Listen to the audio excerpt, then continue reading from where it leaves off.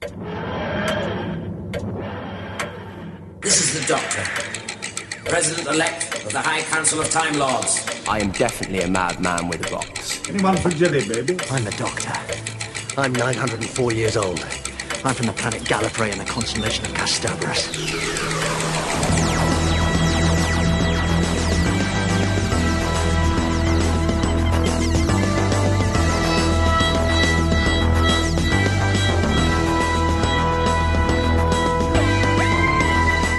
Hey Who fans, and welcome to the Big Blue Box podcast. My name's Gary.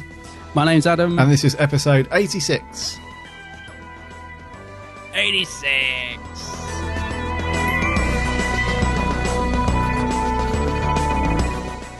It is slow times at the moment. Yes, it is, isn't it? Yeah. There really isn't a great deal going on for your average Who fan. I know, it feels a bit barren, doesn't it? Or your unaverage Who fan, whichever you class yourself as. Talking of class, there's been a few filming photos floating around Yep. from our old mate Tom Dix at Epic Who. He's been stalking them, I think. Yeah. Mission Stalk. Yeah, so that's good. So we'll be getting a few little tidbits from his Twitter feed about class. That's good. Mm-hmm. It's all good. What do you think have you had any more thoughts around class and how it might be perceived and stuff? Because I've read a couple of blog articles about after they announced the cast and they had those little YouTube clips and stuff like that.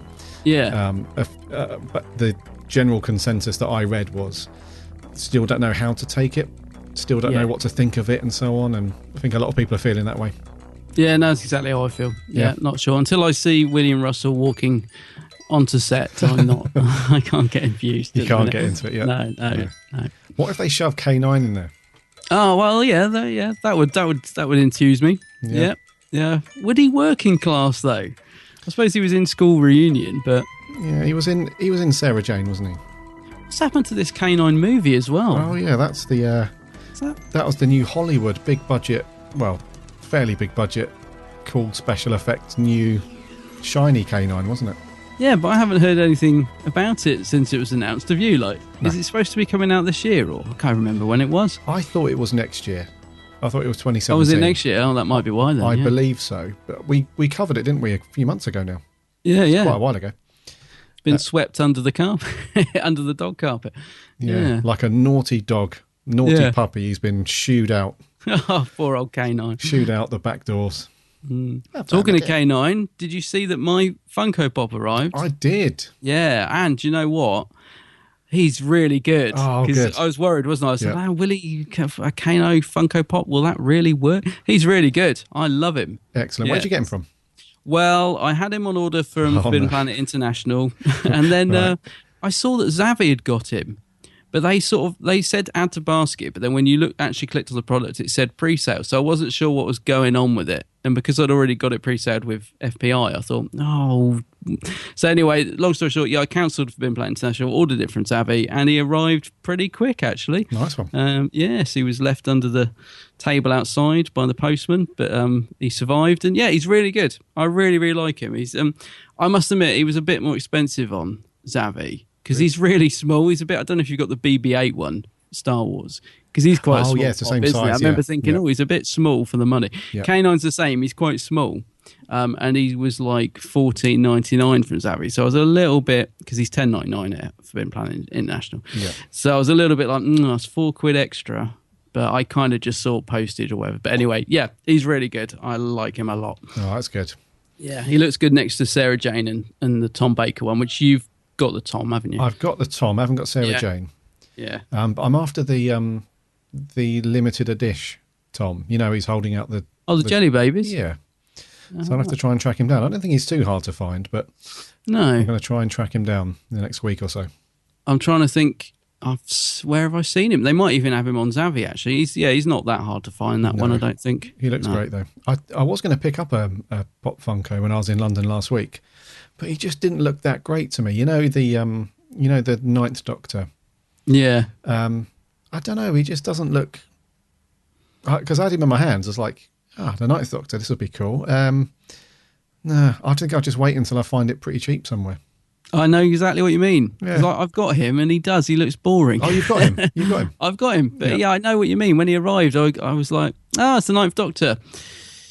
Doesn't really look like him. Yeah, they haven't really It's just a nailed. Funko with the funny eyes. Yeah. I think it's because I was saying this on my when I went to Doctor Who experience. It's a bit like the Ninth Doctor costume. When you see it like in the flesh, it looks so boring, but yet on screen it kind of worked really well. It really suited Chris's Doctor. I'm sure Chris Eccleston would be thrilled. Well, To hear that sorry, Chris, we know you listen, but yeah, I don't know. It just looks so dull when you actually see it compared to the others. I suppose in the experience they have all the costumes lined up, so maybe it's just because it's next to Colin's coat of many colours that it just pales in comparison. Maybe I don't know, course, but yeah. yeah, could be that. Well, they did expand the costume out a little bit, didn't they? After Eccleston, because we had the cool pinstripe suit with the Tennant's brown suit. Yeah, And he paired that up with the Converse.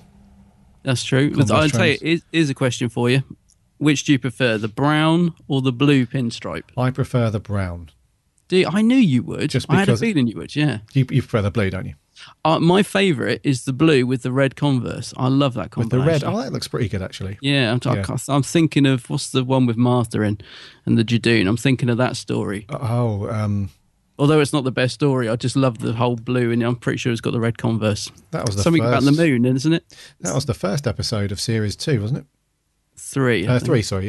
Series 3, yeah, yeah. yeah. 'Cause Martha's still working as a trainee doctor, and he's in hospital, isn't he? That's Supposedly. the one. Yeah. Yeah, and there's some mad crazy woman going around with a straw. With the straw, yeah. And the Yeah. June, they pick up the hospital and put it on the moon.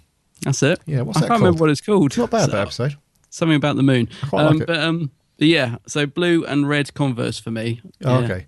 Did you know that he got the inspiration from that costume from seeing Jamie Oliver on a talk show? I think it was not Graham Norton. What was the other one? Who's the older guy that does very famous interviews? He's got his own show.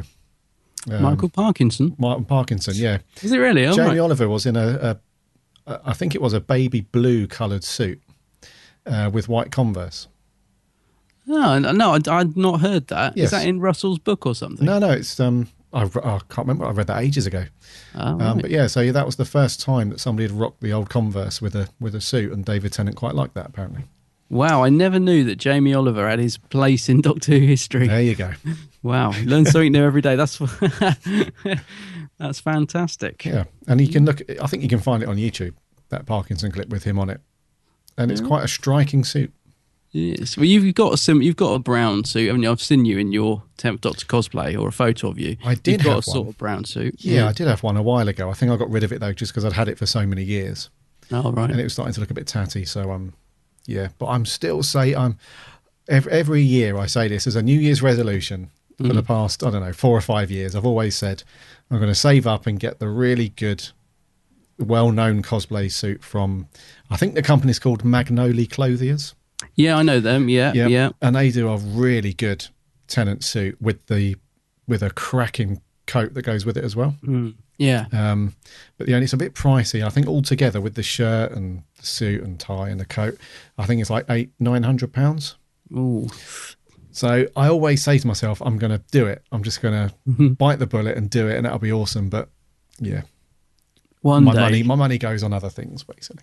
Oh, no. But I one was just day, thinking- yes. One day. Because I was just thinking the BBC shop had the official Tennant replica coat, was which I know you awful. said wasn't that good. It's awful, mate. It's not Is even it? the right colour. I haven't actually seen the real thing, so I don't know. But You've not seen it. You must have seen it at like the proms or some conventions. Loads of people have it. yeah, But it's not. It doesn't look well. The design doesn't look like the coat for a start. oh, Like the lapels are wrong, the pleat at the back's wrong, the buttons are What? wrong, and also it's the wrong colour. It's like a really light coloured sandy kind of colour, but the actual coat is like a dark browny. and this is the official BBC one. This is the official BBC coat. Yeah. Come on, BBC. It doesn't look. I mean, don't get me wrong. From a distance, if you were to pair it with a brown suit, you'd be like, "Oh, cool, that's the Tennant coat." yeah, But upon closer inspection, you can tell it's just not right at all. it's just not right. No, right. So there you go. I always like they do a Captain Jack one though. Again, I don't know. It's the official BBC one, but after you've said that, I don't know if it's actually any good. Well, that But, one's not too bad because I quite like that. They've yeah. got a couple of those hanging up in the Who shop in London. Oh, right. And you can see it a bit more, like, you know, like fabric and stuff like that. So that one's not too bad. I was trying to think, where is the Who shop in London now? I thought they'd all gone. Or do you mean the one in the actual radio place? No, the you know, the Who shop. Oh, the Who shop. Sorry, Yeah. I'm thinking BBC shop. Oh, no, the Who shop. Oh, the Who shop. Yeah, you didn't take a photo, I hope, because I don't want you getting arrested. Well, I don't want to get I don't want to get barred. No. But yeah, they've got a couple hanging up in there. They've also got some Tom Baker. The little cosplay rack they've got there is pretty good, actually. Oh, right. It's behind the till, but it's very close to the till. It's like right next to it. Oh, but- it's like Smith's, is it? All the good stuff behind the till. Exactly, yeah. Yeah. That's it. Actually, I'm just thinking, the Stamp Centre Sci-Fi Collector on the Strand, they've got some hanging up as well, but they're so high that unless you actually, because you never really, it's not like you go into a shop and just think, right, what's on the ceiling today? You know, it's not like that. But they are up there. If you have a look, they've got all the Matt Smith tweed jackets and stuff in there. Oh, okay. Just Yep. hanging up. I've no idea how much they are, but Yeah. because you saying about BBC Shop, yeah, there aren't any anymore. There used to be a couple in London, and I used to quite like going into them. And I don't know if there still is one, but you can go into the radio. What's it called? The BBC radio bit, which is now like the BBC. Now that the proper BBC is gone. Oh, right, yeah. Yep. Yeah, there's a little shop in there, and you have to go through security to get to it. Now, I'm not exaggerating when I say it was like airport security the last time I went in there to get into the blimmin' shop, and it's really small. It's actually, once you finally get in, it's just like a little table set up in the middle of the room with a few mugs and stuff on it. But I think it took me about 20 minutes, and there was only me. It wasn't like I was in a queue. I think it took me 20 minutes to actually get into this little thing, just to look at the Doctor Who mugs. So I was a bit disappointed. I think I know what you mean. I think, you know, when they closed the online BBC shop a Yeah. few weeks back, they did an FAQ page somewhere on there before they properly closed the whole site. And it did say that they've got a small merchandise shop at the BBC office in London. Yeah, I think it's now the BBC Worldwide that's it. office, Yeah. So it's not impressive, no? It's just a few Well, pens and mugs. Yeah, it's not much there. It's literally just like a little table. But no, it's just the fact it was a bit like something out of a BBC comedy trying to get in there, because like the two security guards, as I said, it was only me and my partner there. So I gave them my bag, and they were just sort of chattering away, and they put it into their little machine that scans it. And then I'm stood right next to them, and they just sort of forgot I was there. And they were just chatting, and I sort of said, I'm waiting for my bag. And they were like, well, where is it? I've just given it to you. You've put it in the machine. And it was just, it just went on. And then obviously I went through, but my partner had a bag, and that had to be scanned. It was just a farce, mate. I was like all this to get into this little shop. So, but we do like a little shop, don't we? We like a little shop, Yeah, of course. of course. I ordered some Big Finish this morning. Oh, did you? What did you get? Yeah. I've been after this story for a couple of weeks. I think I mentioned it on the last show or one before. But I thought of it a lot this week as we're doing a quote-unquote vampire story for our review. Somebody mentioned it on Twitter. It was the Fourth Doctor story called The Labyrinth of Buda Castle.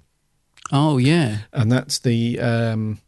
it's got like the Nosferatu type vampire character.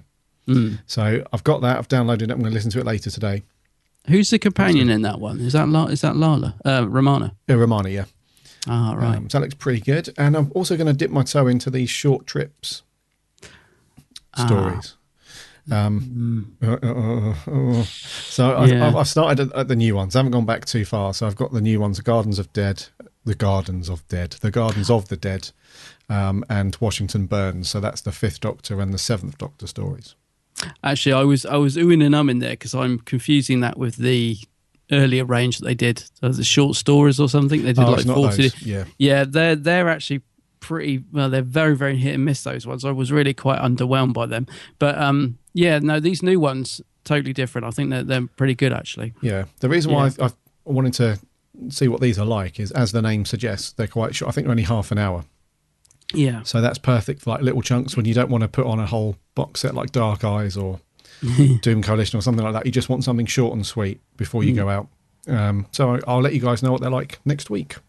Yeah, I'd be interested about the Fourth Doctor one because I haven't got any of the of that range yet. I've got the first two series of the Fourth Doctor Adventures, and then I think it's the third series with Lalla Ward, which is what I really, really want to get, but unfortunately, lack of funds, I haven't been able to get them yet. But yeah, let me know what that's like, because I'll probably get the whole lot when I can finally afford to get, like what they call it, like the subscription of all of them. Yeah, cool. And I think we missed it in one of the news roundups recently, but I think Tom Baker's back for a new series, isn't he, next year? Yes, he is. Yeah, which is great news, because we always want more of Tom. Yeah, it's great to have Tom, and I mean it's good because he sort of it took a bit of persuasion to get him to do Big Finish, didn't it? And I think he's really sort of embraced it now. Yeah, and it's really good that he's doing more and more and more. Yeah, it's great.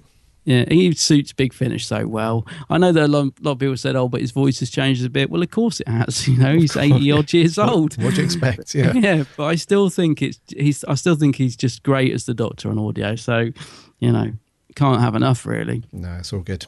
But I do want to hear the ones with Lalla. I really, I keep thinking every payday, right? I'm going to get because I think we're on series 4 now, so I'm already a whole series behind, which, as you can imagine.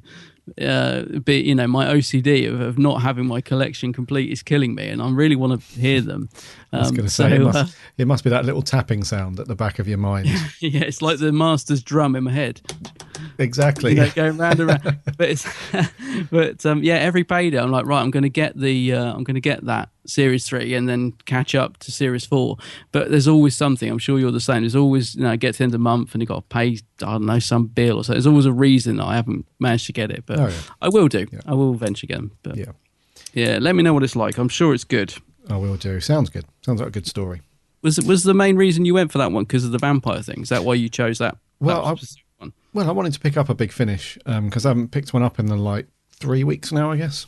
Yeah. Last few weeks I haven't got anything new from those guys, and because it's a bit dry out there at the moment for Doctor Who stuff, I thought I need something to need something new to listen to or watch. So yeah, and like I said, I saw this tweet that somebody put out that the script for it and the story was really good.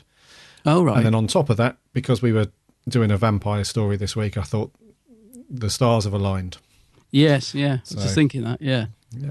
I'll tell you what I am excited about. I've got the first in the Master trilogy. Oh, yes. I got an email the other day to say that had been dispatched. So actually, it's probably already in my account. I should go and get it downloaded because, they sound pretty good. So I need to check. I've been so busy with work. I just haven't, these things have just escaped me last couple of weeks. But yeah, I bet it's already in my account. I'm going to do that as soon as we finish. I'm going to download that if it's in there. Cool. I like how my iTunes folder looks because I don't put any modern music in there. I leave that for Spotify and Amazon Prime and stuff. But my iTunes is just like all the covers of all the Big Finish stuff. Yeah, it looks really good. So I like how I like how they tag their stuff. I'm not sure about some of their older releases, but for the last year or so, they've always tagged all of their audio files nicely. It all just comes in order, and it's all great. So I like it. Yes, they've sort of, I know what you mean. They found a bit of a system, haven't they, over the years? Because I know sort of, as I've been with Big Finish for so long, if I go back, they've already improved their earlier catalogue. So it's quite nice because even if how can I explain it? So say the first release, Sirens of Time, I downloaded that ages ago. And then I don't know why, I think I was transferring them to another computer or something. So I downloaded it again from their website and it was like a totally different file. They'd already improved it and put high def covers in or whatever. I can't remember now, but it was they've changed it. I didn't even know, but it's really good that they give you if they do a new improved version that they automatically put it in your account sort of thing. So yeah, good looks stuff. Good. Good stuff as usual from Big Finish. As usual. Yeah. Waffle done. Yep. Let's land it. Let's do the news.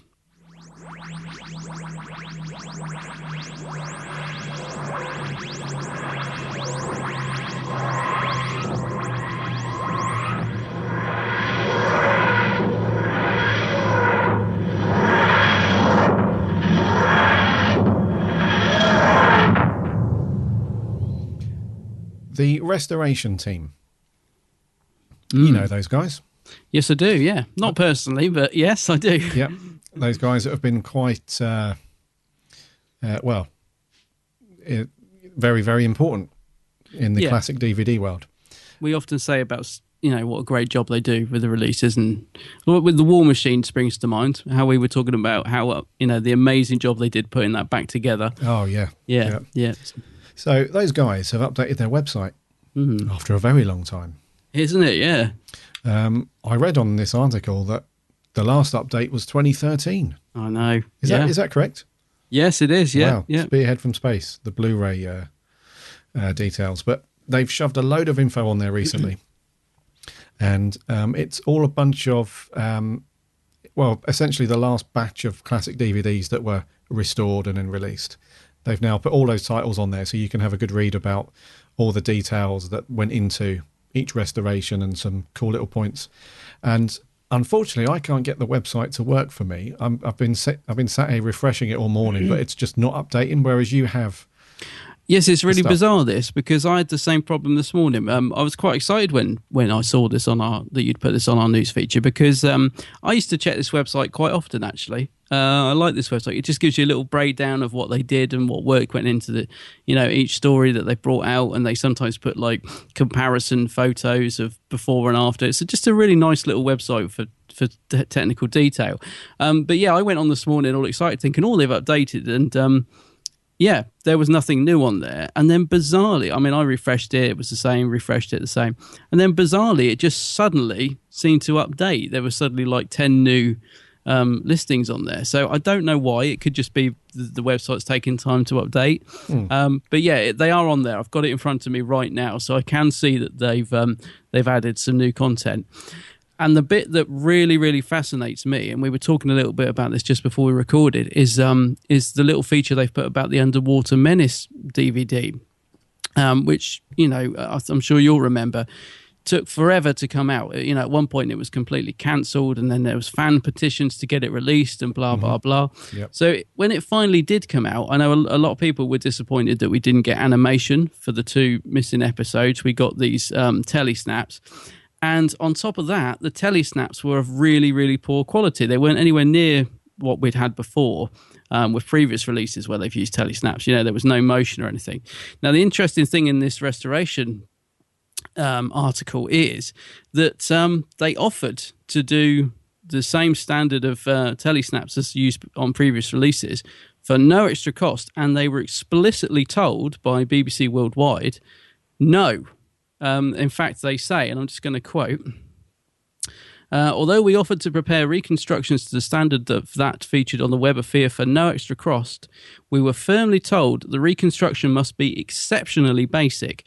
No recreation, opening titles or credits, no composite shots, no moves to add life to the storytelling, and all the telesnaps had to be presented one after another in order that they were shot without repetition. A very odd commercial decision which we were at a loss to understand, they say. Now, I find this really, really strange. It is odd, isn't it? Why would BBC Worldwide want a release to go out and be as bad as it could possibly be? Surely, if they're offering to do this at no extra cost, to bring it up to the standard of the other DVD releases, BBC Worldwide say, yeah, great, cheers, guys. But no, they were explicitly told to make them pretty much as bad as they could possibly be. This is bizarre, isn't it? Because I find it really bizarre, yeah. The reason why I find it bizarre is that if the restoration team had gone back to the Beeb and said, we can do all this extra stuff for you and make it look as good as we can, but it's going to cost you X amount on top of whatever our fee is. And the Beeb has come back and said, we really haven't got any budget. So unfortunately, thanks for the offer, but we can't do it. But the fact that they're saying that we can do it as part of the job without any additional cost involved, obviously I don't know how much you guys know about the restoration team. If you check out their website, there's so much good stuff on there about all of the classic DVDs. It's restoration-team.co.uk. You can tell, the whole reason why these guys set up in the first place was for their passion to get the classic Doctor Who out there looking as best as it can. So it's nothing more than that's pushed them to do it. And the fact that the BBC have said thanks but no thanks, we want you to make it as basic as you can make it. That's just a bizarre. It's such a bizarre thing. As they said themselves, a very odd decision, which they're at a loss to understand. And it's the same here. I just don't get it. So it was fascinating just to get a little insight into that, because I know a lot of people at the time sort of questioned why the telly snaps were so bad. We were thinking, oh, is it because it's been rushed out, or but that can't be the case, because it was on the schedule for almost 2 years, wasn't it, or a year? I think it was 2 years since it was found. There was plenty of time, to be honest. If they wanted to do that, there was no reason for them to sort of rush it out. Everyone knew it was there. If they just said, yeah, it will come out, but it's going to take a little bit longer because we're going to do this, blah blah blah. Yeah, you are right. It just seems odd. Yeah, you are right, because I think there has been a couple of titles where they've wanted to rush them out quick after they restored them. Yeah, I think Web of Fear was one of them. Yeah, and there's been another couple where they've actually said on here that the BBC wanted them out as quickly as possible. But you're right, for this one, it was on the plan for ages. So it's not like they found it and then the BBC said, right, we need to get it out the door as quickly as possible. So no time for mucking around. No time for any of that. Any of that stuff, just get it out. So it is a bizarre one, I must admit. But having said that, it's still a great read. It's very insightful to go through and look at it. So if you go onto the website and if you click on the nav on the left, if you just click on DVD releases at the top, like me, you might see the top one being Spearhead from Space, the Blu-ray restoration. But maybe we just need to move to Adam's area. Yeah. Of where that broadband is, I'm not sure. But the top one, if it's Spearhead from Space, that's the old content. So just keep refreshing or give it a while. And you said there's about 9 or 10 on top of that. On my one, so after Spearhead from Space, I've now got 2, 4, 6, 8, 9. About nine, and right at the top of mine now is The Underwater Menace, and then Web of Fear, Moonbase, Enemy of the World below it, and all that, 10th Planet, Terror Zygon. So yeah, so I've got about 9 or 10 extra been added on. I think it's just because they're updating their website. I am a little. I mean, I'm assuming it's BBC Worldwide. I must clarify. I don't know who's exactly has instructed them to do that, because I don't want to sort of accuse the wrong people. But it basically says that when the instruction that came to us via our commissioning editor was that they were presented in that format. So I don't know. Somewhere along the line, someone has instructed that. I would assume it's BBC Worldwide, wouldn't you? But I wouldn't want to accuse anyone. But somewhere along the line, that's what was instructed. Yes. Yeah. But anyway, yeah, read the article. It makes for interesting reading. It really does. It does. Next up. Yeah. Go on. Very sad news. This was the last thing I read before I went to bed last night. I just got into bed, and I as you do, just check the Facebook. Oh, you know what it's like. You think, just check I haven't missed anything important in the world. And I was absolutely knocked for six to see that Gareth Thomas has passed away at the age of 71. Probably best known for playing Rog Blake in Blake 7. Blake! I'm sure a lot of listeners know that Blake 7 is one of my all-time favourite programmes. I absolutely adore it. So I'm genuinely gutted. It's always weird, when someone famous passes away, it's always strange when you sort of feel really emotionally sort of upset about it, because you think, wow, it's not like it's somebody you knew. But I think if you're in love with the show, and especially if you've met them, I've met Gareth twice over the years, and I really did feel really quite sad about it. So yeah, it's terribly sad news.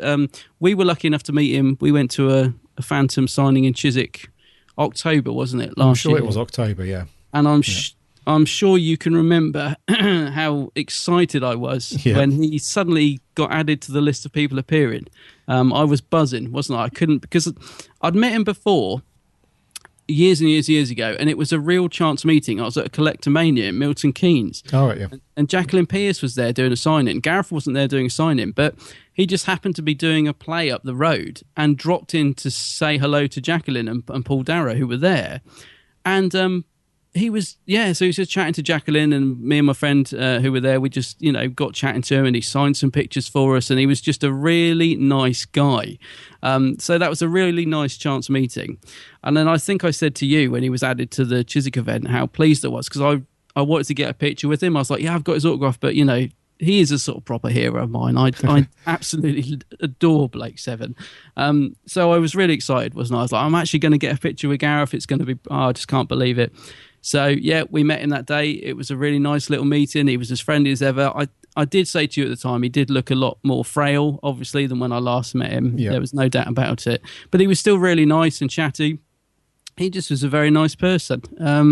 So, yeah, I'm glad I got to meet him. Very, very sad news. He did lots of other stuff as well. I mean, he's always going to be remembered for Blake Seven, but he was in Heartbeat, Coronation Street, Z-Cars. He did loads of theatre work.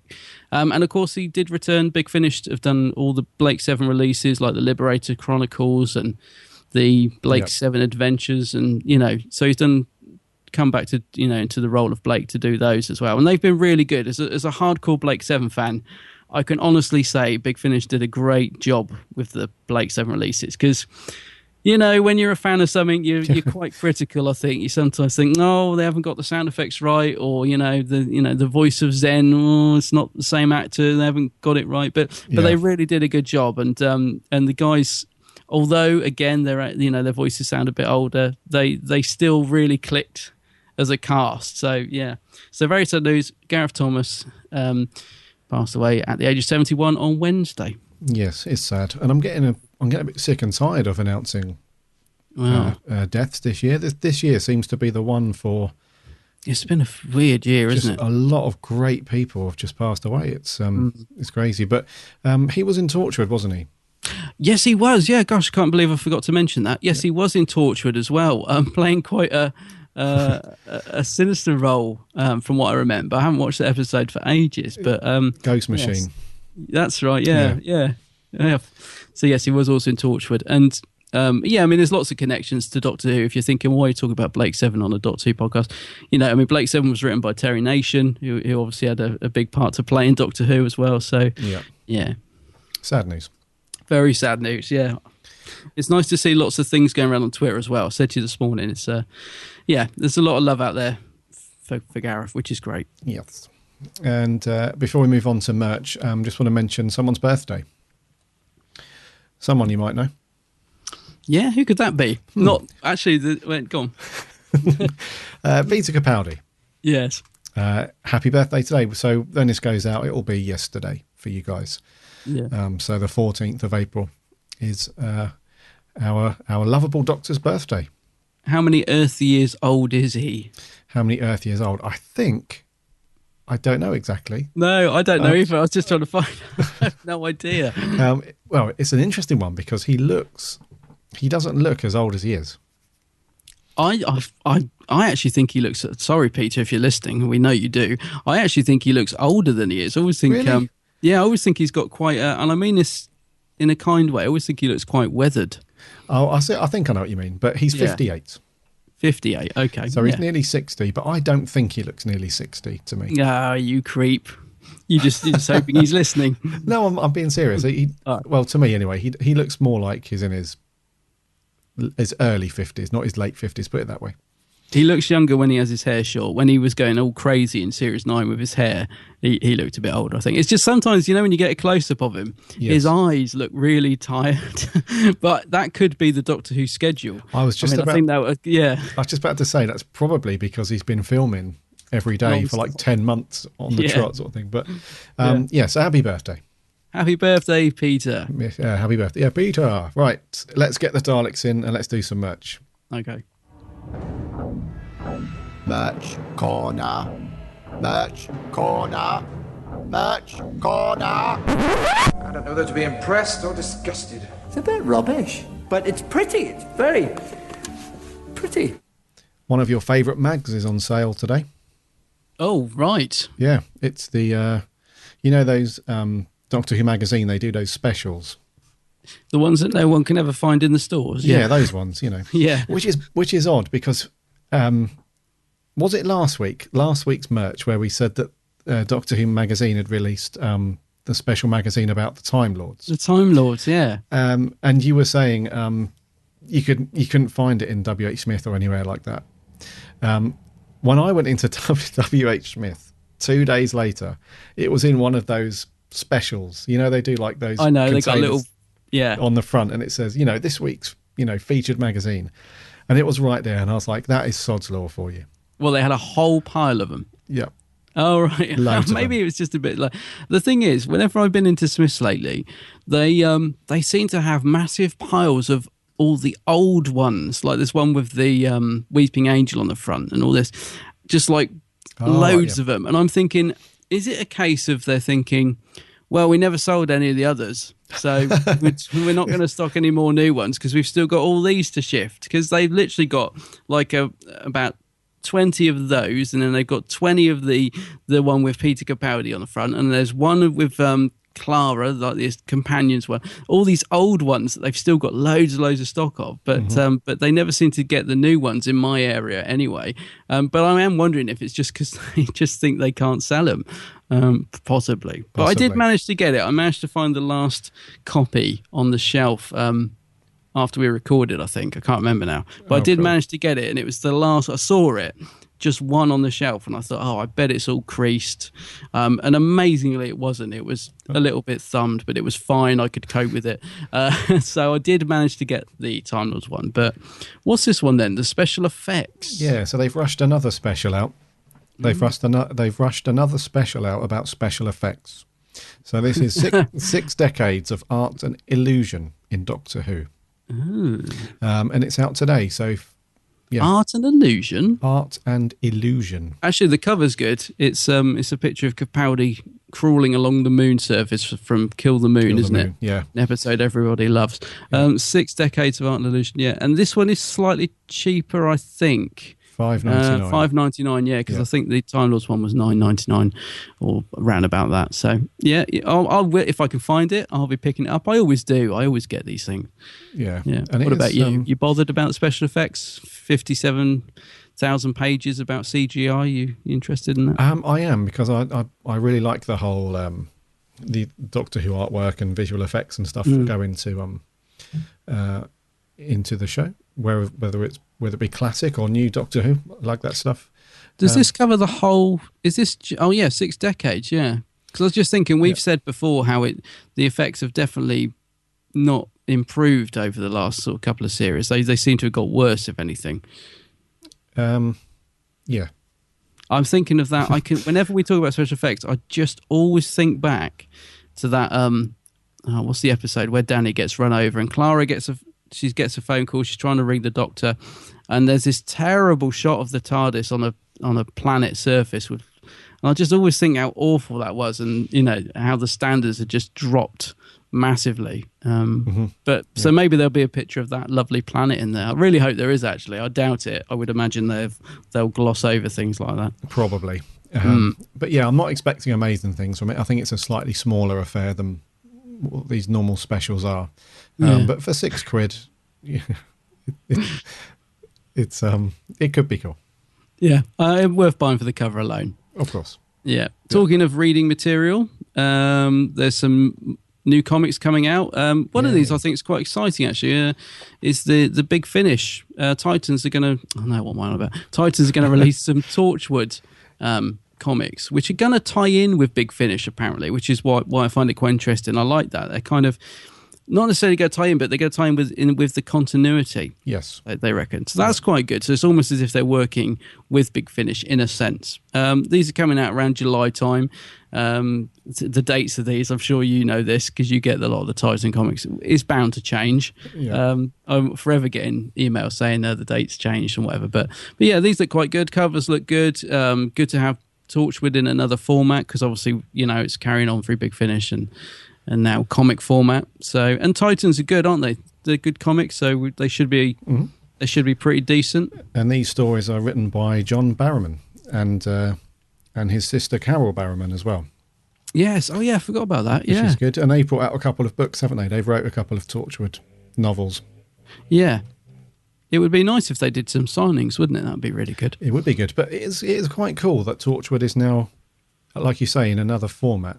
And I'm wondering if it's a build-up to maybe a potential TV return, because there's obviously a lot of Torchwood fans, and they're obviously hungry for more content. So it could be a cool sort of pave the way for a return to TV. I would love to see it. Perhaps. I would love to see Torchwood back. That's something I could definitely get excited about if Torchwood came back. Yeah, I was going to say, on top of that, there are some Ninth Doctor It's the second series of the Ninth Doctor, isn't it? Yes, number 1 of Yeah.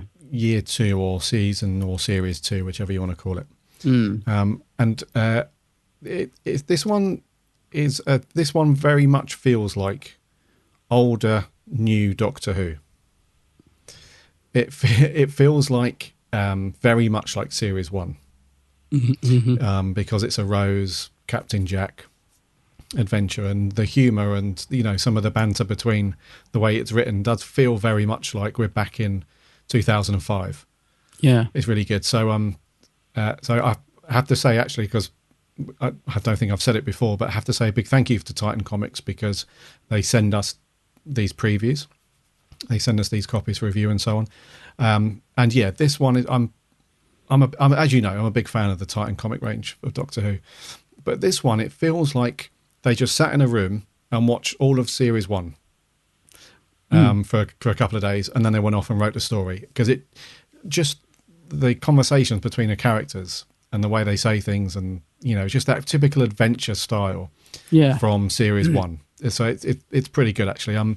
This is only part 1, so I'll have to see what how it progresses. But so far, this is a pretty good one. It's better than the first series of the Ninth Doctor, put it that way. Yeah, because you were saying that started off really good and then just sort of slid away a bit towards the end, you thought, didn't you? Yeah, it started off really pretty well, actually, and just as I think it felt a bit tired. It felt like a laboured read towards the end. But this one has started good, so hopefully it won't go like the first series, and it will continue to be cool. But yeah, Titan Comics killing it again. So these are due out around April time. Again, that'll probably change because it already is April, isn't it? Yeah. Well, this one went on sale Wednesday. Yeah, that's it. And I think, is it a weekly or a monthly? I can't remember when these come out now. I thought it was monthly, but I could be wrong. I'm looking at some of the covers. Yeah, we've got some of the covers up on here. They're quite good. I do like the ones. They do like these ones where it looks like it's got a toy figure on the cover. Like it's almost as if it's a toy pack, but it's obviously cover of a magazine. But that's quite nice. There's a strange one of the Doctor playing the piano though. That is weird, isn't it? It doesn't really look like the Night. It looks more like Stephen Moffat to me. Oh, do you know what I thought?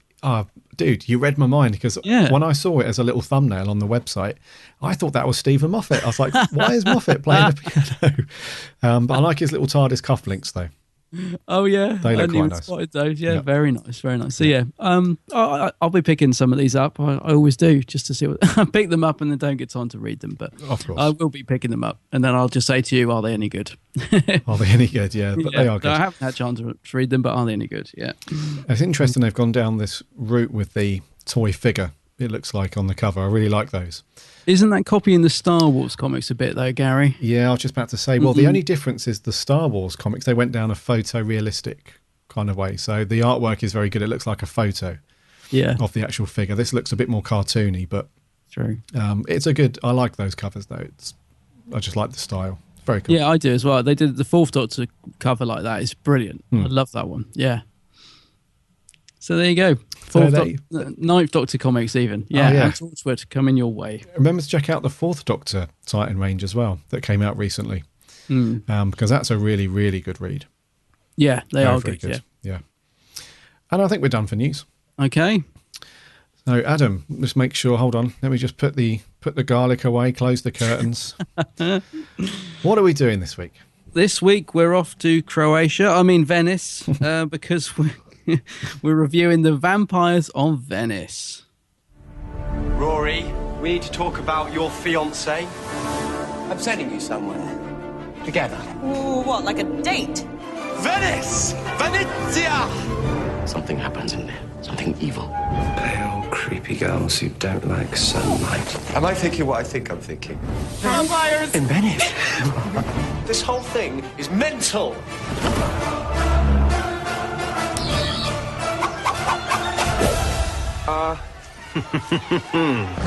The people upstairs are very noisy. There aren't any people upstairs. I knew you were going to say that. Did anyone else know you was going to say that? Move! You need someone on the inside. No. Are you insane? You don't have another option. You have no idea how dangerous you make people to themselves when you're around. Amy, come back! I'll be fine. The vampires, for God's sake. We hope. So if they're not vampires... The Vampires of Venice. I'd like to think if we were reviewing this as a DVD extra, I'd like to think we'd be drifting down a Venice on a gondolier reviewing this. Can you imagine us just both sat back in a gondolier going, yeah, now the bit where... That would be good. But as it's audio, we can but imagine.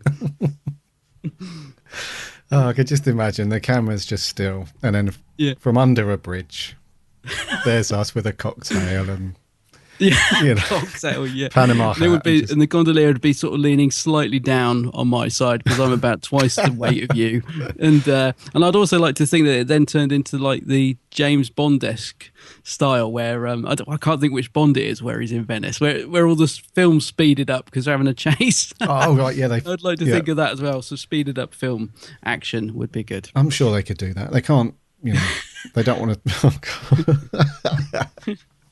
The Vampires of Venice. Yes. So this was back in Matt Smith's first series. Series 5, Series 5 back in 2010. Written by Toby Whithouse and directed by Johnny Campbell. Johnny. And executive, so the Moffat obviously had his fingers. Did, yeah. With every other pie to do with Doctor Who, and yes. Right. So the Doctor lands with Amy and Rory in Venice. And yes, in Venice. It's actually Croatia, but it's supposed to be Venice, yeah. They land in Venice, and this guy has lost his daughter to a cult. That's how people perceive these people, I guess. The Doctor is immediately interested in what's going on. Rory is very much typical Rory in this one. Doesn't want to get involved, wants to go back, have a cup of tea. Amy's raring to go. Doctor and Amy investigate. She goes undercover. And then before we know it, we find out that this cult of people are vampires. And then we find out they're not vampires. And then we find out they behave like vampires. But then we find out again that they're not vampires. And I'm not going to go on anymore because it's, We'll just say fish people. Because you were saying last week about this big blue fish or something, and I was thinking, what on earth is Gary on about? Oh, right. But now I know. Yeah, it's probably more like a lobster fish, I suppose. It's more, the head looks like a fish, but the body's more like a giant spidery crab lobster thing. Yeah, it's a strange design, isn't it? Yes. In any case, the these monster blue fish, green fish people, they do unfortunately meet their demise. Well, one of them does anyway. Which reminds me, don't dip your toe in the water. No. If you ever go to Venice, because we didn't actually see... we saw like the main characters of this species, bite the dust, but the thousands of others that are still reside in the water. So just be careful. Don't fall off the boat. That's a very good point. I hadn't even thought of that. So, they kind of just get left there, don't they? There's no... Yeah, I hadn't even realised that. Never mind about the thousands under this water. Yeah, interesting. Yeah. So the... roughly, before we get into a few more details, what you got? Vampires of Venice. I must admit, I thought I would be coming on here today defending this one because I remembered at the time watching it and thinking it was okay. I remember thinking, like, why is everyone giving this one such a hard time? I thought it was all right. And then I watched it again the other night, and actually, I think it's pretty average, to say the least. I was really I honestly thought in my head, I thought it was fine. I thought it was quite a good story, and I've never kind of got the hate for it. But I didn't really click with this one when I rewatched it the other night, I have to say. So not that impressed, I'm afraid. My initial thoughts. Yeah, it's okay, but I'm just, wasn't great. Oh dear. What do you think? I didn't like it. Didn't like it? Didn't like it. At all? I like some parts of it. But the thing that really did it for me, and I think this is a lot of people's issue, well, the people that aren't a fan of it anyway, because this is a Marmite episode, I'm sure. Yeah. Because some of the comments and stuff we got in, some people love it, some people really aren't too keen. But it was the big letdown for me. When I first started watching it, I was really, really, really hoping for a great vampire story. And it turned out to be just a wishy-washy, they're not vampires at all. And, I think we understand how how certain things evolved later into what makes a vampire story. Yeah. From what happened here, because people would have told stories about this, this cult of girls that have no reflection and they suck people's blood and all that caper. But it was just a big letdown for me.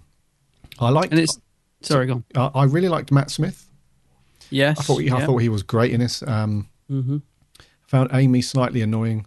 As usual, and Rory just an overly wet blanket. The favourite bit, the best bit of the episode for me was the first 5 minutes. When he bursts out the cake? Yeah, I was cracking up laughing. And that's that whole thing where it was like, that whole awkwardness of like all of Rory's mates there on the stag do. He's like, we need to talk about your fiance. She kissed me once. Yeah. She's quite a good kisser, and it's just so awkward. It's so funny. And then we're into it. But that was the best bit of the episode for me. Yeah. And then from that point on, I was just, don't get me wrong. I don't hate it. I don't watch it and think, well, that was just completely awful. I just found myself a combination of let down, a little bit bored at times. And yeah, it was just, I don't know. It's one of those things where I can't love it, but then on the same token, there's some good things in it, so I can't hate it. It's just one of those middle of the road. But overall, I just didn't really enjoy watching it. I think that's the thing.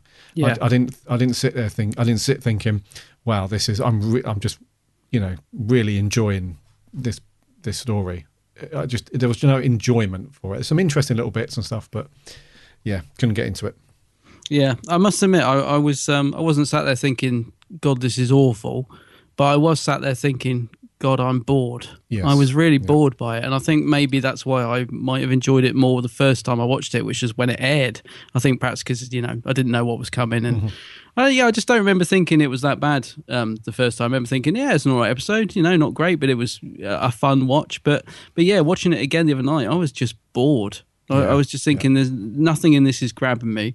I agree with you about the beginning. I loved the start with Matt and the cake and all that, and there's a slight bit of mystery in the first 5 minutes, but after that, there's nothing. It's actually quite messy as well, isn't it? There's no sort of, it doesn't flow. Like 1 minute we're talking about vampires, and then Amy and Rory are having their little spat and problems, and then the doctor's chatting to the woman. It feels really disjointed to me. It wasn't flowing or keeping me engaged very much at all, I found. No, I agree. And I like I said, I cracked up laughing at that opening scene. Yeah. Well, it is good. I mean, I don't know if I don't remember seeing it coming at the time. I remember thinking that was fun. Yeah. And the way that Matt Smith does that thing where he's, when he kind of shakes his wrists. Yeah. And he's just looking around with this blank face, and he's not, he's thinking tough crowd, no one's laughing. It's just super awkward, and Rory's just look super unimpressed. Yeah, so I thought that was really well done, that opening bit. And I thought when I first watched this, I thought that was going to set the tone for the story. I thought we were going to have one of those really fun, fun but scary stories. I thought it was going to go on to, because obviously from the title of, even if you haven't seen it, from the title of the episode, that it's about vampires, or supposedly. Yeah. So I thought, this is going to be a really fun adventure. It's going to be scary in some places with these vampires, and Matt Smith and Arthur Darvill are on form, because they bounce off each other really well. Yeah. But after that scene, it just seemed to just drag a little bit.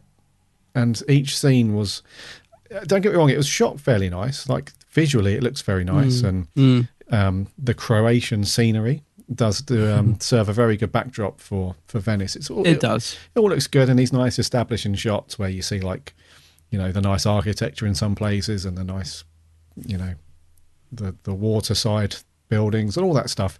It looks great, but it just feels more like, something you would see on the History Channel, rather than an exciting, Doctor Who story. Because there's a couple of moments, isn't there? Like when they first encounter these the girls from the Signora Calvieri thing. I'm glad you said that. So when they first encounter them, it all gets a bit creepy, but even then, Matt Smith's not really threatened at all. It's interesting actually, because when we reviewed the Tomb of the Cybermen last week, we mentioned that Patrick Troughton has got this very much like he's just so intrigued and he's up for it, and he wants to get stuck in. And Matt Smith is very much like that in this one, where he knows that something isn't right and there's a threat to the people somewhere, but it doesn't bother him. He's just up for it, and he's very comical. And so I think that was another problem for me, was that because he just laughs it all off straight away. So, when he's surrounded by all those girls in the basement, he just laughs at them and doesn't even run away, anything like that. So that immediately just dilutes the threat. I think, the thing is, I think one of the main problems with this is there is no threat. I think that's the thing. There is no danger in it at all. I think that's why it doesn't engage with me, because there's just no danger in it. Like you said, in that scene with Matt, it's quite a nice little scene. It starts off. I mean, there's the nice bit where he's got like the first Doctor's library card, and you got a bit of humour in there, and you think, oh, that's good. And he's obviously loving being surrounded by these very attractive vampires and all that. So that's quite nice. But then, like you said, he just runs away and almost is laughing. So there's no threat at all. Yeah. Doesn't he say something like, tell me what the whole plan's about, or something like that? And he says, oh, one day that's going to work. And, there's a couple of nice bits of humour, but there's no danger or sort of or threat or anything really. I think that's the core issue, is that there's a bit of an identity crisis with this episode, because like we said, the vampires are no threat at all, and we really shouldn't call them vampires, should we? No, because they're not, because they're just perceived as vampires. So the fish people are just no threat at all. So yet the woman, the main fish, what's she called? Rosanna, yep. Now, I think she had potential to be Yeah. threatening, because she's got a good look and she's quite good in it in terms of her acting. She's quite menacing, but she's not given anything to do in terms of being threatening. But I think she could have been utilised better, because she looks a bit scary anyway, doesn't she? She's got very sort of ferocious features, so they could have used her to build up the threat, but unfortunately they don't. Not at all. And that's what I was saying. There could have been times where they could have gone down the more scary road, because if you look at any of the promo pictures for this episode or any clips, they always try and make it look scary, because they always show these girls with like the huge vampire teeth. So whenever this episode is brought up in the press or reviews, or if the BBC are if they're talking about it or running a feature on it, they always try and make it look like it's a potentially very scary story. Yeah. Because they don't show anything else other than the vampire aspect of it. But after you've started watching it, after the first 15 minutes, 20 minutes into the story, that just becomes irrelevant. Yeah. And you said the other week, they always drag those girls out at the proms and stuff, don't they? They come up to you and, gnash their fangs at you and stuff, and you're just like, yeah, whatever. Yeah. I mean, what are you going to do? I think for Litlands, that's still quite scary. Yeah. But, once you've passed, the age of 12 or whatever, 13, you just know that they're these weird looking fish lobster people. So that's what I mean by an identity crisis. I think sometimes to the outside world, it tries to make itself look like a very scary story. But then it's very funny at times as well. Like Matt Smith has some great comedic lines in this. Yeah. And some of the banter between the three of them is very funny. So it's not really one of those overly comical stories, because there's only little snippets of that throughout. And it's not really a full-on adventure, like real fun-loving adventure Doctor Who story, because there isn't much in the way of running through corridors. There isn't like, that big, huge threat of invasion. It's not a base under siege sort of story. It's very much, I just can't identify with it, with what it's trying to be, is my main issue. Yeah, and I just found myself not caring about what was happening. Exactly. I think that's the worst thing. I just was like, I couldn't care less. I mean, you talk about scary. The scariest thing in it is that guy's eyebrows. What's his name? Francesco. Oh yeah. I mean, what is he? He looks ridiculous. Francesco. Yeah. Yeah, he looks ridiculous. Not in the least bit frightening, because there is a couple of bits where he's going round, biting on people's necks and things, isn't there? Or there's one scene. So he's supposed to be sort of a bit villainous, but he looks stupid. I mean, he just looks like a. Wow, I'm not going to say it. He just looks ridiculous. I was going to come on to that scene because that for me was a massive missed opportunity to sort of drive home the scariness of it. But when they come across him and he's been, biting that girl's neck in the alleyway, he does this really strange cartoony. Yeah, put his cape over his half of his face and runs off very strangely, with his cape over his face, and you think, what the bloody hell's just happened? Yeah, it's turned into a cartoon almost. It's like a parody of itself. And he looks like a cartoon character, doesn't he? He just looks stupid. Yeah. I was trying to think, actually. I did read somewhere, of course I can't find it now, but I did read somewhere, probably Wikipedia, that they cut something because it was deemed too scary.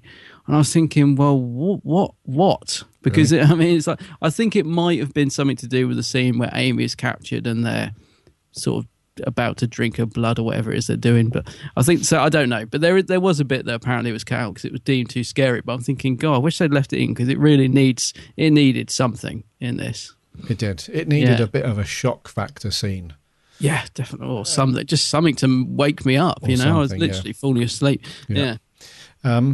However, it's not all bad. No, it's not by any means. No, it's not all bad. I quite liked the father of the daughter who got, he gave his daughter up. Yeah. He showed quite a lot of sort of despair and angst and sort of sorrow that his girl, because it was pretty much as soon as he gave her up to the school for girls, it's kind of pegged at, isn't it? He knows instantly that something isn't right, and you can tell that in his performance is quite good. That sort of heartache that he's lost his daughter to something quite sinister. Yeah. And his sacrifice towards the end as well, and he just blows the crap out of all of them with all that dynamite. That's right, the dynamite, yeah. And he's wearing Rory's honeymoon T-shirt as well, isn't he? Yeah, so I thought he was really good. And what's the actor's name? Is it Lucian? And it's, don't know. Lucian Masmati or something, yeah. I thought I thought he, once again, listeners will not be surprised that we can't pronounce the name. Just don't rely on us ever to get names correct or anything. But I thought he was really good. Like we've said, Rosanna, Helen McCrory, I thought she was pretty good in it. She was good. Yeah, there's a great scene with her and Matt, isn't there? Where he's sat in the throne, and there's a little bit of flirting going on, but it's actually written quite well. I think it's quite comical. There's a good little scene between the two of them. Oh, the questions back and forth, yeah. And it goes absolutely nowhere.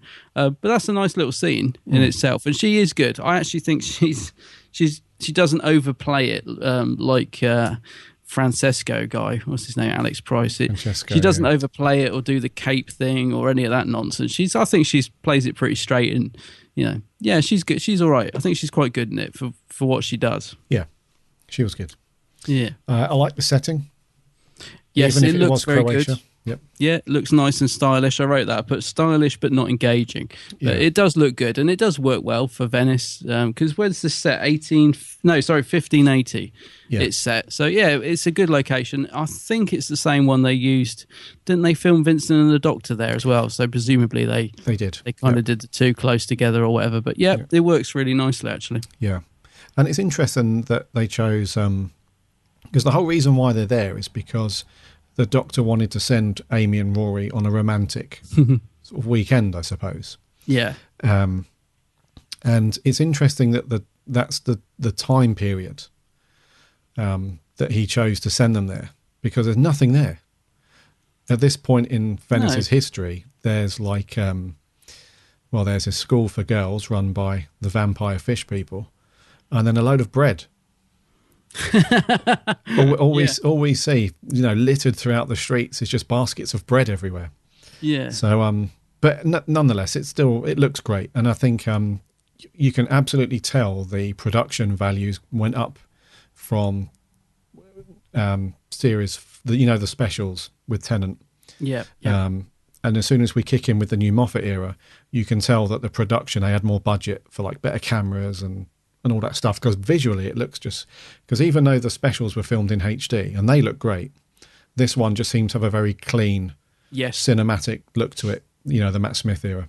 Yeah, I'd agree with that. Yeah, especially Series 5, it did definitely feel like fresh, and like you said, they upped their game a bit in terms of production, I think. Yeah. And and when we reviewed Vincent and the Doctor, that was one of the things that I loved about that, was just how wonderful it looked visually. Yeah. So this series does look good. The only thing I would question about it is perhaps the ending where Matt's climbing the building, because we clearly cut to studio and it works, but it's not brilliant, I would say. That's the only bit that slightly lets it down in terms of visuals. I suppose it's, as I said, it's by no means bad, but it's clearly green screen and they've, studio, isn't it? I mean, there's no other way they could do it, and it doesn't look bad, but it does kind of, you do sort of look at it and think, oh dear. Yeah, it's okay. It's all right. Yeah. And I really liked the some of the internal sets as well.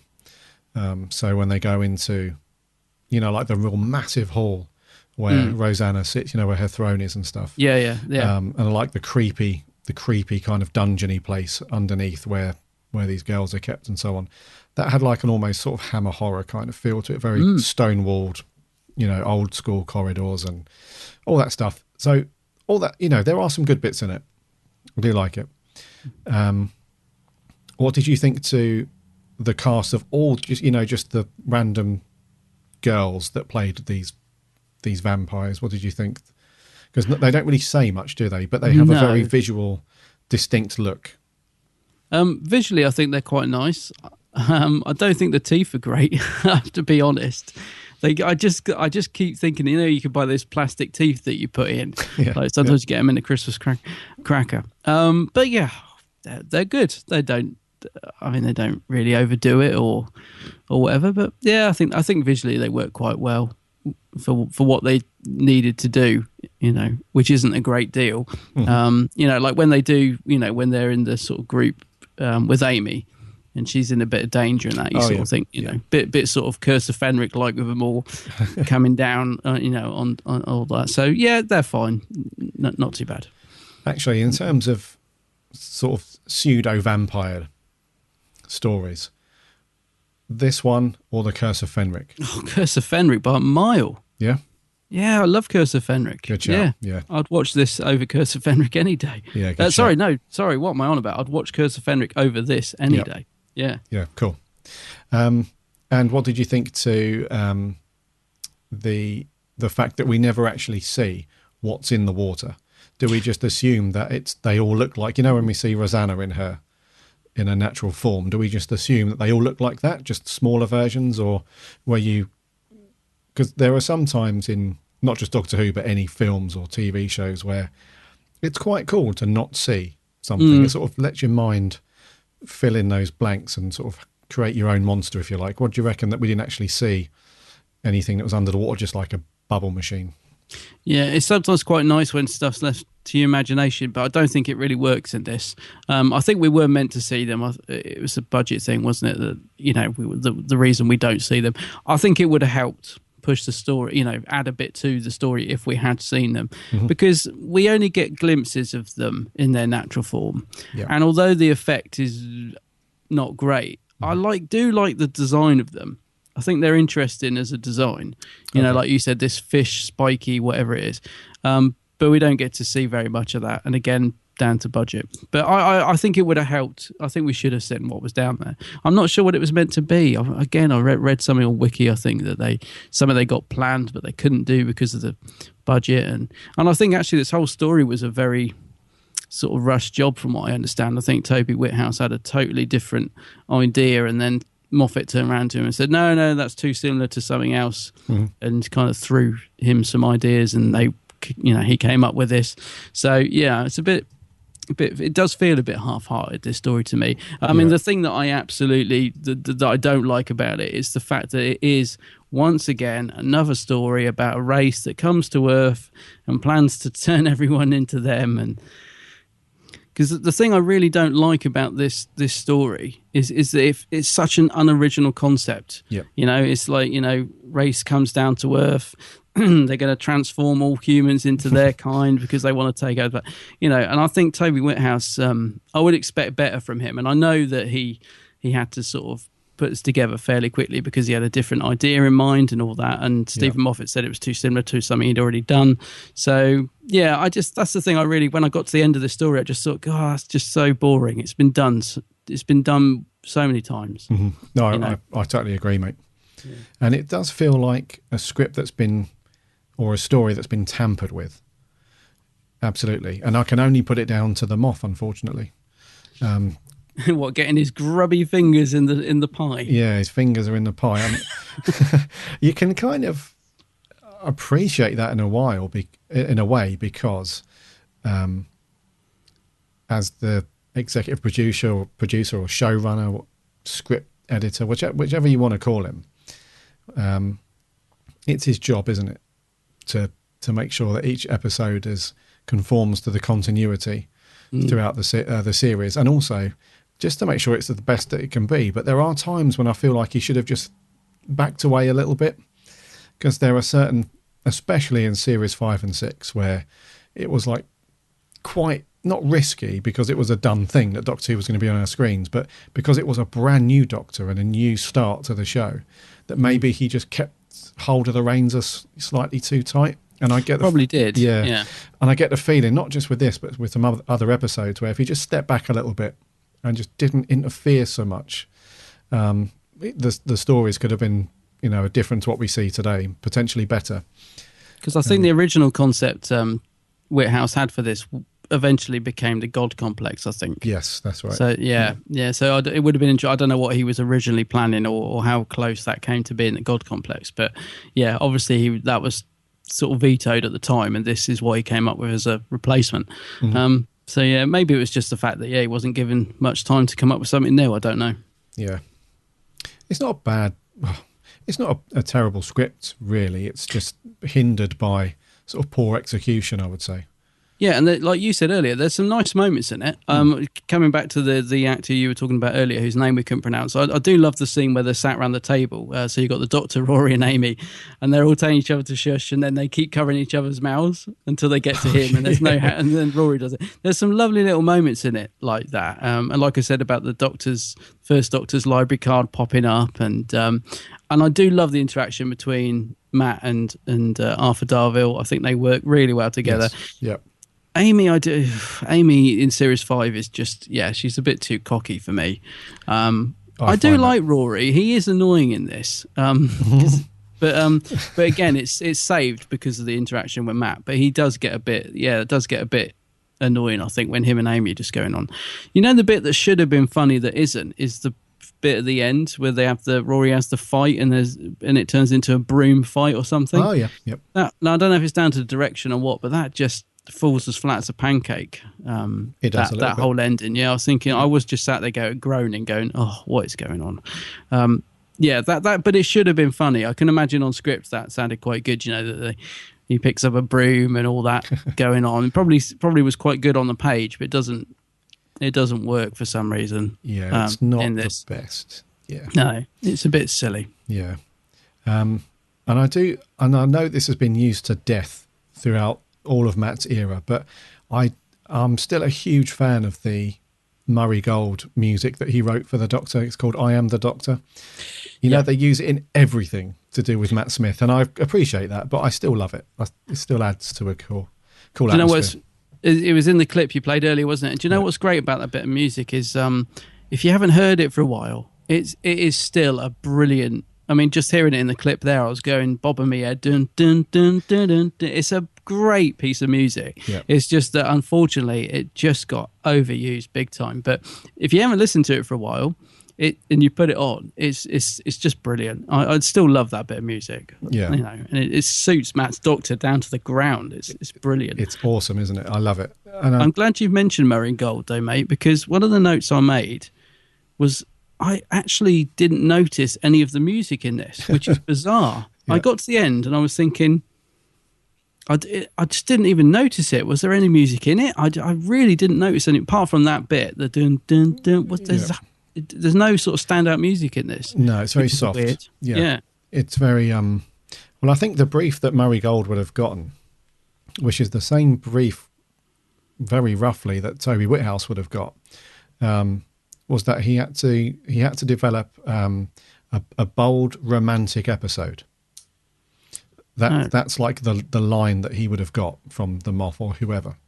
So I'm assuming that Murray Gold would have got a similar brief. Okay. So the music is very soft, and there isn't much in the way of action, and there's no big build-ups or anything like that. Nothing stands out. But maybe it's a good thing, because sometimes the music is overbearing. So perhaps the fact that I didn't notice it and it's just in the background scoring it rather than actually blowing out of your speakers, maybe that's a good thing. Because I honestly, you know, I sort of normally make a note about Murray's music. Was it good? Was it bad? Was it too loud? Blah, blah, blah. And then I got to the end and I just suddenly realised I hadn't even noticed it. But maybe that's a good thing. Maybe it was just there underscoring it, you know? Yeah. Sometimes that's like stuff that it's a bit like visual effects. The effects that you don't notice, the ones that you didn't realise was a visual effect, are the best ones. So yeah, maybe that's exactly. the case. Yeah. And before we move on to reviews and so on, what did you think to the visual effects for Rosanna when she is in her pointy fish mode? I think it's all right, actually. I know it's brief, but I think it's all right. I get the feeling you don't really like it, but I don't think the design's that bad. I actually quite like it, the fish thingy. Yeah. Well, I was going to say that the effects are not too bad, and in fact, the effects that they focused on for her natural form were actually a lot better than when Matt Smith's up the top of the spire. Yeah, I agree with that. Yeah. Yeah. Any oddities or any little bits you want to mention before we get on to scores? Just the fact that the silence, it's a very strange end, isn't it? They say, listen, what can you hear? And we're getting this arc about the silence, which I think gets mentioned a couple of times in this, which obviously if you're watching it as a standalone, you wonder what the hell they're on about. Yeah. But that's a very strange ending, isn't it? Where they just, it's weird. Do they just cut out? I don't know what they do. They do this strange thing with the sound where they can't hear anything, or I don't know. But it's just a little reference, isn't it? Where all of a sudden all the atmosphere, environmental sounds just get muted, and Rory's like, all I can hear is silence, and the Doctor looks very worried. And so we know that we didn't know at the time, but in hindsight we know now that this is one of those Moffat super long, 9-year story arc kind of effects going on. But it was kind of a weird one, because very early on in the series like that, you're like, well, what's all that about? But I suppose it made sense in the end. And just lastly, what did you think of the scene where Rosanna just gives in and just throws herself in the lake, and she says to the Doctor, she sort of brings home the fact that last of the race and all that, which it was a bit more fresh of an idea then than it is now. It's kind of been done a lot, but what did you think of that little scene where she's like, you know how it feels, you're the last, and all that? Yeah. Did that work? Did it? It did work for me, because I like how because they could have gone with the more traditional ending of having the Doctor, inadvertently bump her off. Yeah. But the whole sacrifice thing is, it was quite fresh back then, so I don't mind it. My biggest problem with that scene is the inaccuracy with the perception filter, because throughout the entire story, the whole reason why we see Rosanna in human form is because on her belt clip or on her dress clip, she's got one of those triangular things. Oh yeah, and there's a little conversation that the Doctor has with her where he says, perception filter. It doesn't change how you look; it sends out a signal to anyone around you that changes how they perceive you, sort of thing. Yeah. And then that scene at the end, she strips off everything, runs down to the thing, so the perception filter is left behind. That's true. But yet yeah. she's still in her human form. So without the perception filter, she hasn't changed back into her fish form. Yeah, that's, again, a clunker. Yeah, so I thought, well, that's clearly not right, is it? She shouldn't look like that. She should look like blue pointy fish.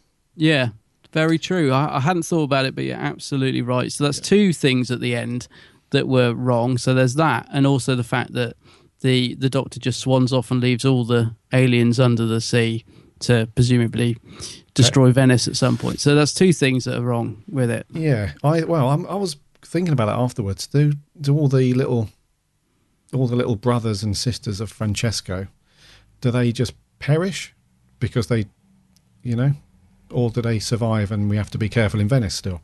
Not sure. Know. What happens to Francesco? I can't remember what happens to him. He gets, what happens to him? I don't know. I think something does happen to him, but I can't remember what. Yeah. Oh, no, is he lying dead by that funny circular Oh, I'm sorry. thing? I'm sorry, yeah. Amy reflects the sunlight from her makeup mirror and he gets, turned to dust all over Rory, which he hates. It's just a little bit. That's right, yeah. It's just Yeah. a pair of eyebrows left. Yes. Nothing else, yeah. What's her species called? Because I can't remember what they're called. No, I can't either. You've opened a can of worms now. Yeah, I can't actually remember.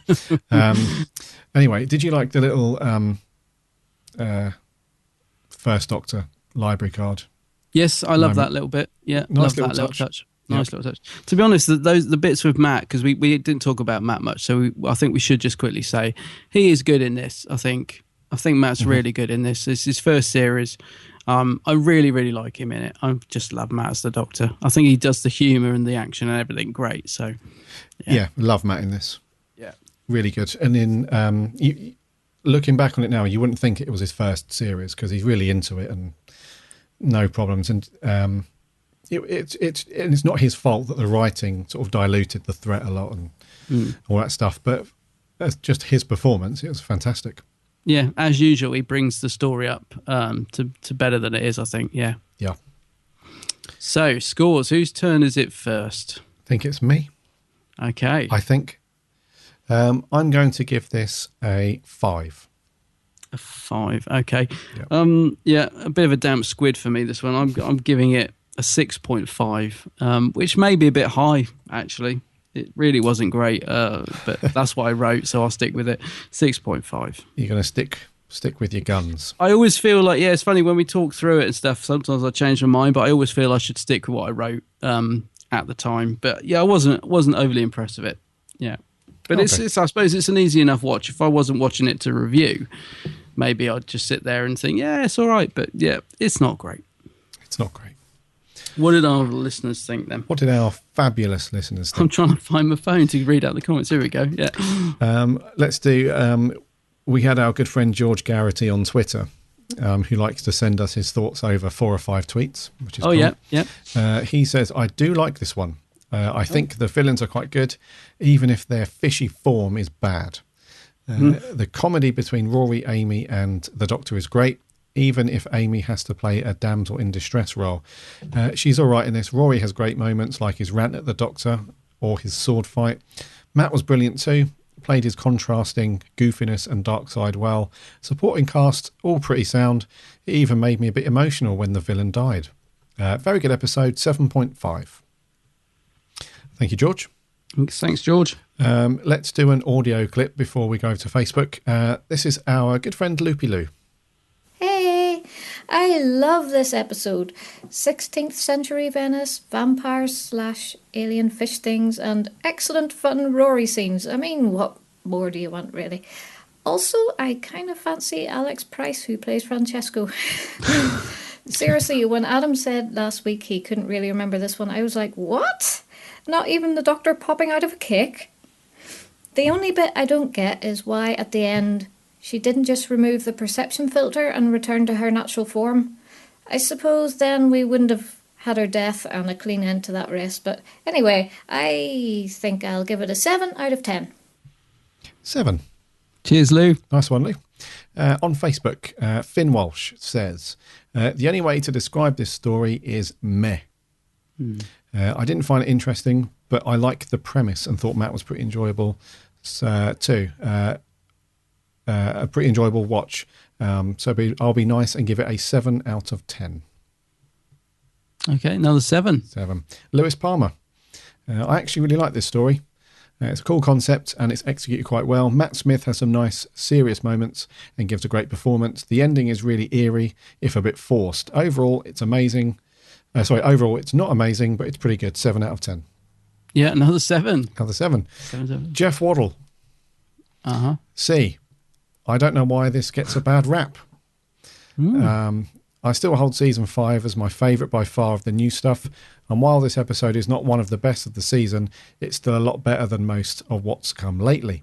Matt Smith at his best, Amy and Rory fine, good enough, straightforward story, 8 out of 10.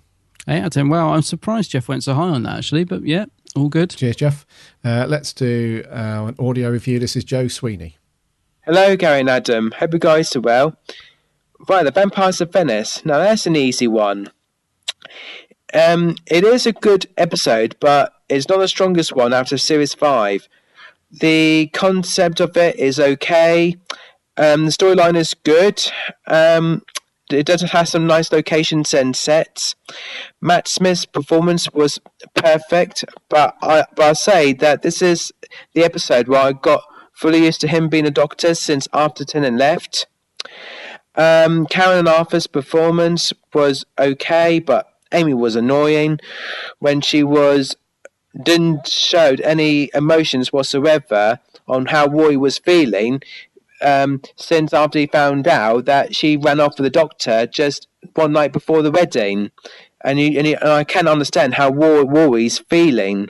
Helen McCoy's performance as Rosanna was good. I thought she performed well as a villain.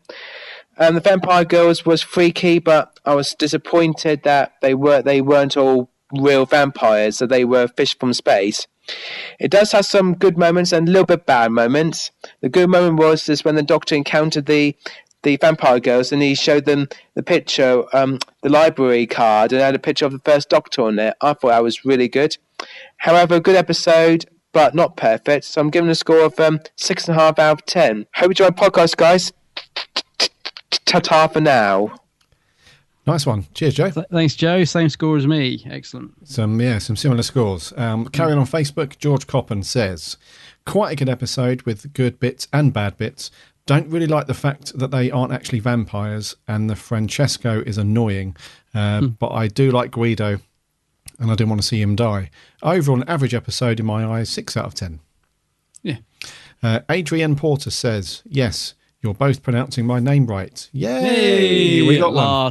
The last podcast made my day. Anyway, I feel like this episode falls kind of flat.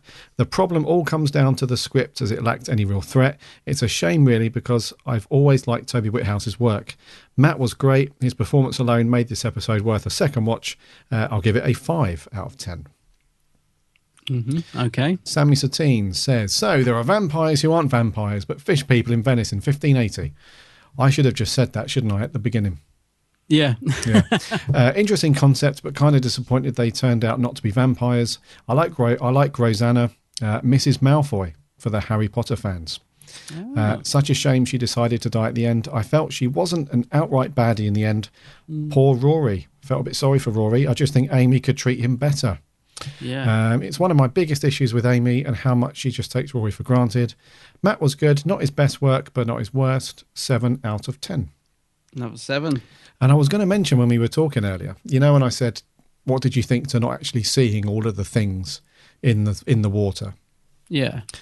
In my mind, I don't know if there's any Harry Potter fans listening, but I always imagined them to be, I think they're called Grindylows, and they live in the bottom of the Black Lake. So in the Goblet of Fire, when Harry does the underwater challenge and he dives down and all of these funny little creatures like grab his foot and drag him down and start nipping at his skin and stuff.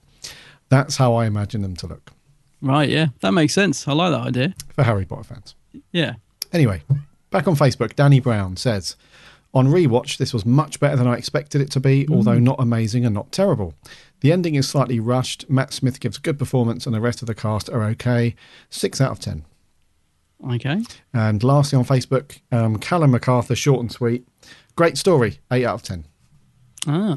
And let's finish up with audio from our good mate Matt Rowney from Who Addicts. Hey there, Gary and Adam. I hope you're well. Now, Vampires of Venice is a really awkward story for me. It's a really middle-of-the-road sort of story because I don't love it. I've never loved it, but I don't hate it. I don't despise it. And I don't really know if I dislike it or like it that much. It's just one of them stories that exists. It's there. You watch it during a marathon and then completely forget about it. It's not one that you want to re-watch. I mean, the setting and the production of the episode is fantastic, as most historical episodes are in Doctor Who, and the set looks fantastic, the costumes look great. I mean, it's believable that they are in the set that they're in. And I think Eleven, Rory and Amy particularly were brilliant in this episode. I think they bounced off each other really well. Some of the comedy was on point. But the story itself, I think, is what lets it down. I mean, the whole vampires thing really appealed to me in the run-up to the episode, and I remember being incredibly disappointed because the vampire thing at first worked, and there were some scenes where, you know, Amy was getting bitten by a vampire, and it was quite scary, quite creepy.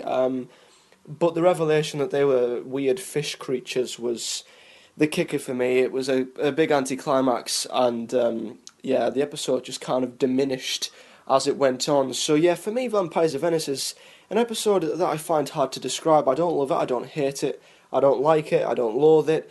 It's just there, and it's one that's just part of Doctor Who history, and that's it. So I think it's only fair that I give it a 5 out of 10. So I hope you guys are well, and I'll see you next time. Cheers, Dave. Cheers, Matt. I have to agree with him there. It's just there. That's how I feel about it. Yeah. It's just there. I just want to mention also about the Who Addicts guys. I think Matt put a video out day before yesterday, and he looks absolutely knackered. Yeah. He's basically apologising that they haven't got the videos out that they wanted to and stuff like that. I just want to say, Adam and I completely understand where you're coming from. Sometimes we're absolutely shattered through work commitments and other stuff and all that, but you just have to keep going, mate. I feel a bit like that today. I don't know if it will be in the show because I've lost track, but I think I said Toby Whithouse is the new showrunner earlier, and then realised that my mind isn't in gear. So yeah, we feel your work pain, Matt.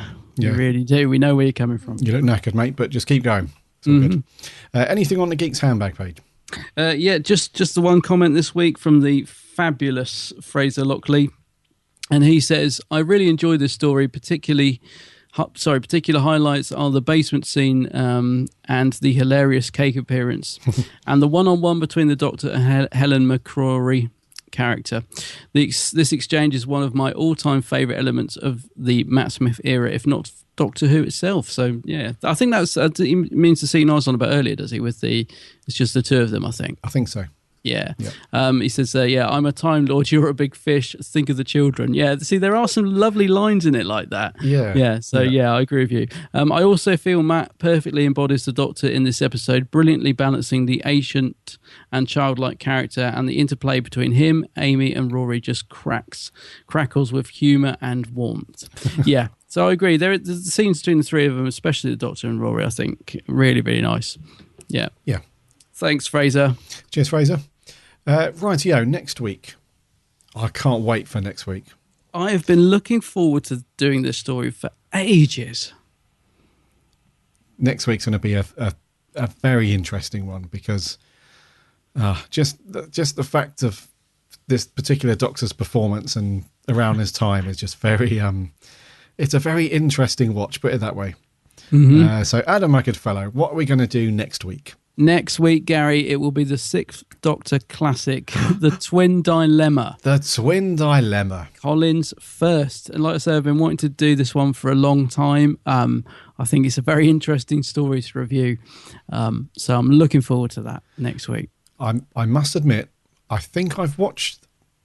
I maybe have watched this one more, like the most out of all of the Colin Baker series. Just because it's so fascinating to watch. Really? That does surprise me. So that intrigues me. So yeah. Yes, I'm purely from a performance point of view. Yeah. You know, I may well dress up as, what's the name of the big slug? I may well dress up as it next week. Oh, that'd be awesome. Podcast. Yeah, because we do. Yeah, because our Skype is on video now, so I'll be able to see just this. I wish I could remember his name, but yeah, that'd be awesome, right? So next week, and you can dress up as Eldred or whatever. Yeah. Oh, yeah, it could be fun next week. It's going to be good. I'm looking forward to that. Yes. So look out for the post on Facebook and the tweets and so on. Just get your thoughts and reviews over to us on that one. And I know that we have a couple of Sixth Doctor fans listeners, so it'd be interesting to see what you guys think. Yes. To that story. And I think we will do there for 86. Okay.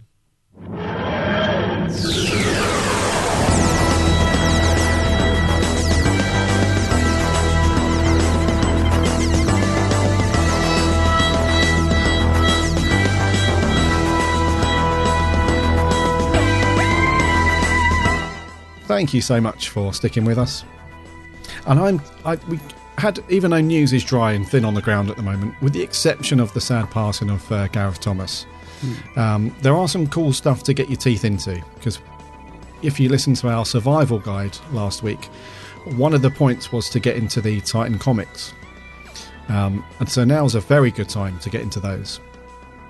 You can pick up the graphic novels and stuff of all the previous ones, but now we've got a new 9th Doctor run, 4th Doctor run, and we're partway through the new runs for the 10th and 11th Doctors as well. So there's loads out there, like reading-wise. Yeah. So get stuck into that. Head over to our website, www.bigblueboxpodcast.co.uk. You can listen to all the previous episodes on there, and you can also jump onto Facebook and Twitter and Instagram. And you can also subscribe to the show as well. Just hit the link on the website. That will take you to iTunes or Stitcher, whatever. And if you do subscribe in iTunes, if you could give us a review or a rating, whatever, that would be awesome, because that really helps us out a lot.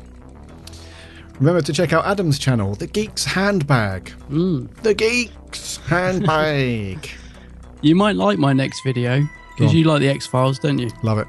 I've got to do a little unboxing if I ever get the video finished. Oh, man. Do you know what? It's only a short one, yeah. Just with my new job and everything, I'm just not getting time to do videos, but yeah.